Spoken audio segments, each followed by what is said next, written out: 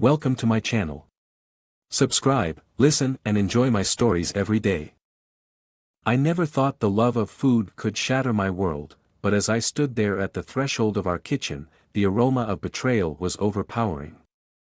The day had started like any other, except for the unfamiliar noodles left carelessly on our dining table. They weren't just any noodles, they were pad ki mao, tangled and spicy, a dish we had never shared. My wife, Marina, an international chef known for her culinary magic, had mentioned them in passing, cooked by a new friend who apparently knew his way around Thai cuisine. I should have sensed the unease in her voice, but it was her fleeting glance, a veiled secret, that spoke volumes. The rest of the day, curiosity gnawed at me. The seeds of doubt, once planted, are hard to dislodge. So, I decided to come home early, swapping shifts with a colleague, under the guise of surprise. But the real surprise was mine to bear. As I approached our front door, soft moans escaped through the gap. My heart raced, my mind screamed in denial. With a shaky hand, I pushed the door open. The scene that unfolded was something out of a risque culinary show. Flour dusted every surface like a snowfall in spring. And there, in the epicenter, was Marina, not just bare but unabashed, with her friend, a man adorned only in a chef's hat. Their laughter sliced through the air, sharper than any knife I owned. I stood frozen, unnoticed, as they continued their sordid frolic, oblivious to the world crumbling around them. The pain was palpable, a searing burn no spice could mask. With each laugh, each touch, the life we had built together crumbled into a bitter concoction of deceit. Marina, my voice finally broke through their revelry, sharp and unfamiliar. The laughter died, replaced by the clatter of a pan hitting the floor. Marina spun around, her eyes wide, mirroring my shock but for different reasons. Her companion scrambled, comically clutching his hat to cover his modesty. Alex. This isn't, Marina stuttered, attempting to weave a narrative where she was perhaps less the villain.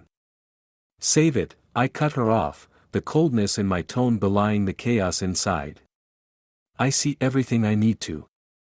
The kitchen, once a sanctuary of shared love and recipes, had turned into an arena of betrayal. The scent of fresh herbs now mingled with the stench of infidelity. I walked out without another word, the image of her betrayal seared into my memory. The following days were a whirlwind of lawyers and quiet tears. Divorce papers replaced recipe cards, cold silences swapped for warm conversations. As I signed the final document, a plan simmered in the back of my mind, a recipe for revenge, slow-cooked to perfection. She had taken the heart out of our home, and in return, would craft a dish that would hit her where it hurt the most, her career. My revenge would be like the dishes she cooked, subtle yet powerful. I wouldn't just walk away shattered, I'd leave her world equally fragmented, a mirror to my pain. The journey of retribution was about to begin, and unlike the surprise I walked into that day, this one she'd never see coming.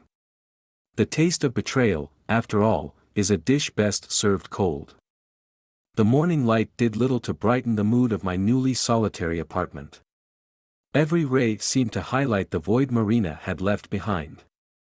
Yet, with every new dawn, my resolve strengthened. Today wasn't just another day, it was the beginning of her undoing. I had spent the previous night poring over her digital life, a realm where passwords were once shared with naive trust. My first target, her upcoming high-profile cooking demonstration at the city's biggest food festival.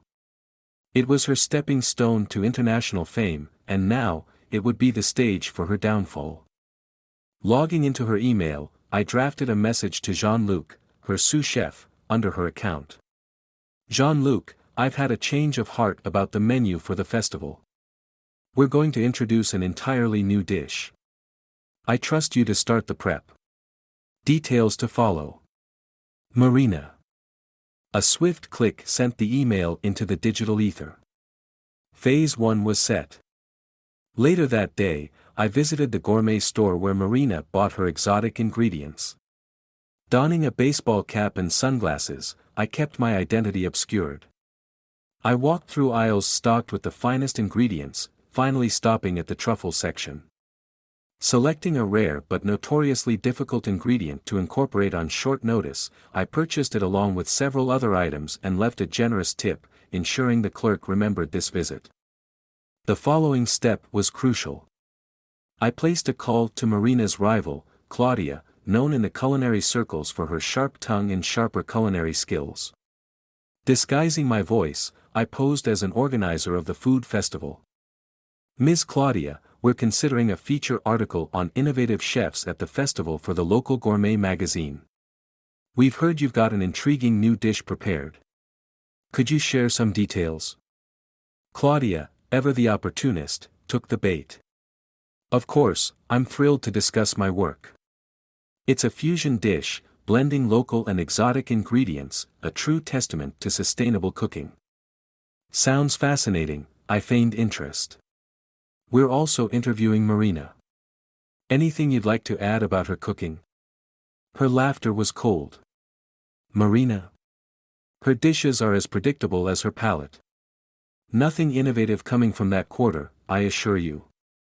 "Thank you, Claudia. We'll quote you on that." I ended the call, a smirk playing on my lips. Back home, I prepared the final touch. Using an anonymous email, I sent Marina a message: "Watch your back at the festival. You're not the only chef with secrets." The stage was set. Marina's demonstration would be a battleground of misplaced ingredients, a misled sous chef, and a public eager for drama. I would watch her facade crumble publicly, her reputation dissolving into chaos like salt in water. As I lay in bed that night, I imagined the festival, the crowds, the cameras. Marina, confident and poised, would step up to her station, unaware that each ingredient she touched was a landmine, each step a dance over the abyss. The sun would rise tomorrow, not just on a new day, but on the spectacle of Marina's career, teetering on the edge. And I, the orchestrator of her fall, would be there to witness it, hidden behind the anonymity of the crowd, savoring the slow, meticulous unraveling of her life, dish by dish. The day of the food festival dawned crisp and clear, the air buzzing with anticipation. As I mingled with the crowd, my casual attire allowed me to blend in seamlessly, an invisible spectator to the drama I had orchestrated. Marina's cooking station was a flurry of activity. The banners fluttered above her, heralding her as a star of the show. Cameras were positioned to capture every angle of her culinary performance, which was soon to unfold as a culinary disaster. I watched from a distance as Jean-Luc approached Marina with a perplexed look, holding up a basket of the exotic truffles I had purchased. "Marina, I got your email about the new dish. But truffles? We've never prepared anything with these on such short notice," he said, his voice tinged with confusion. Marina glanced at the basket, her brow furrowing. "What email? I didn't send this."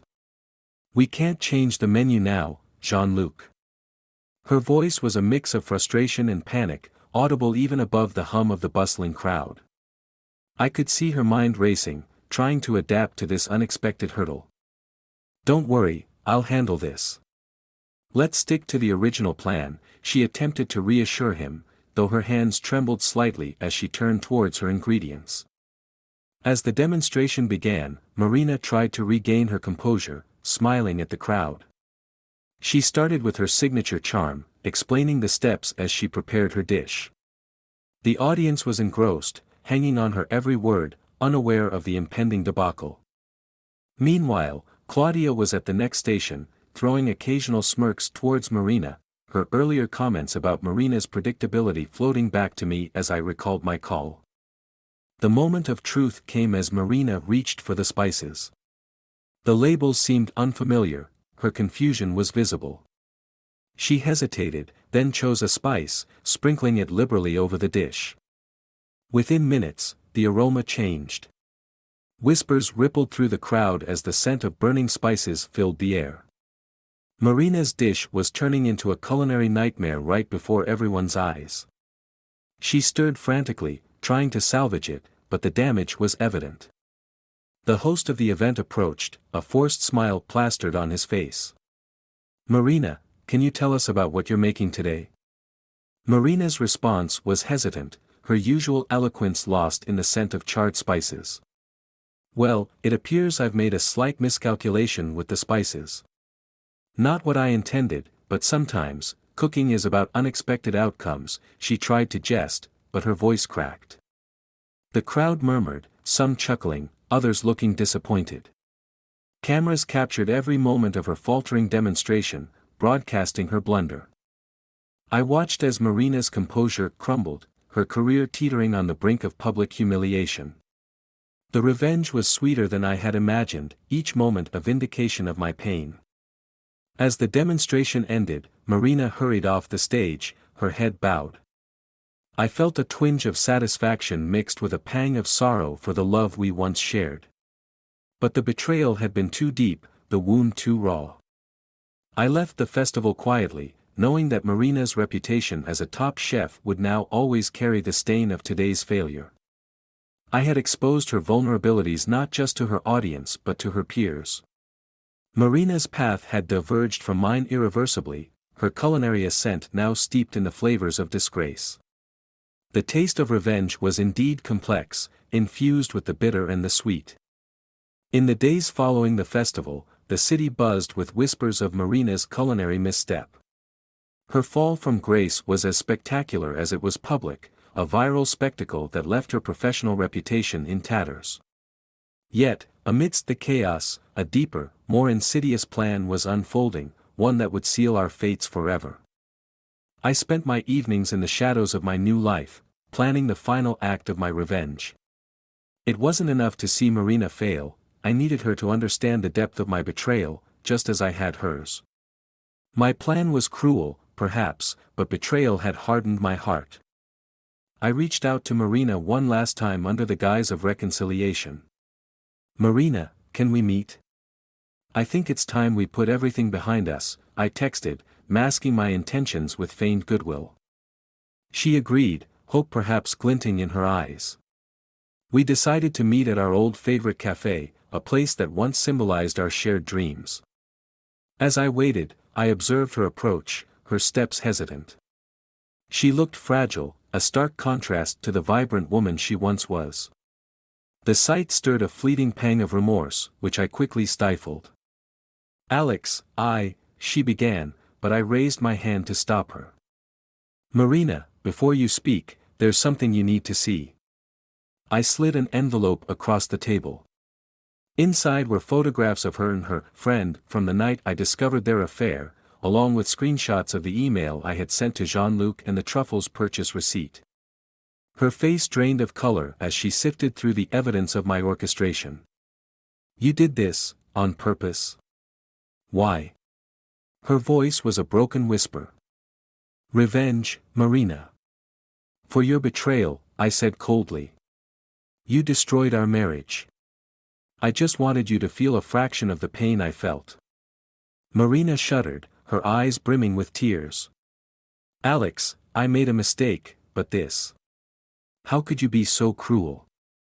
It was easy, I confessed, my words sharp as knives. Seeing you fail, watching you lose everything. It gave me peace. You're a monster, she spat, her composure breaking. Maybe, but a monster made by your deceit, I retorted. We stood, the air thick with tension. Marina looked at me, her eyes hollow. I don't know who you are anymore, she murmured. And I never knew you, I replied. With that, Marina turned and walked away, her shoulders slumped, a shell of the woman she once was. I watched her disappear into the crowd, feeling a surge of victorious bitterness wash over me. As the weeks turned into months, the impact of my revenge took its full toll. Marina's career never recovered, and her social circle shrank as the details of my plot leaked out, painting me as vindictive but her as untrustworthy.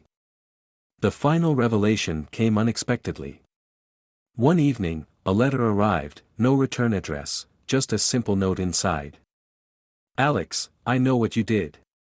Not just to Marina, but everything.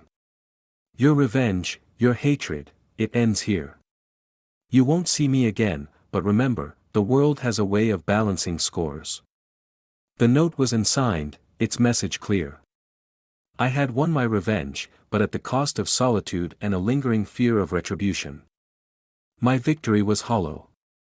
The taste of revenge was indeed as bitter as the darkest chocolate, and like Marina, I found myself alone, haunted by the ghosts of our past and the shadows of my own ruthless actions. In the end, we were both casualties of betrayal, forever parted by the scars we bore.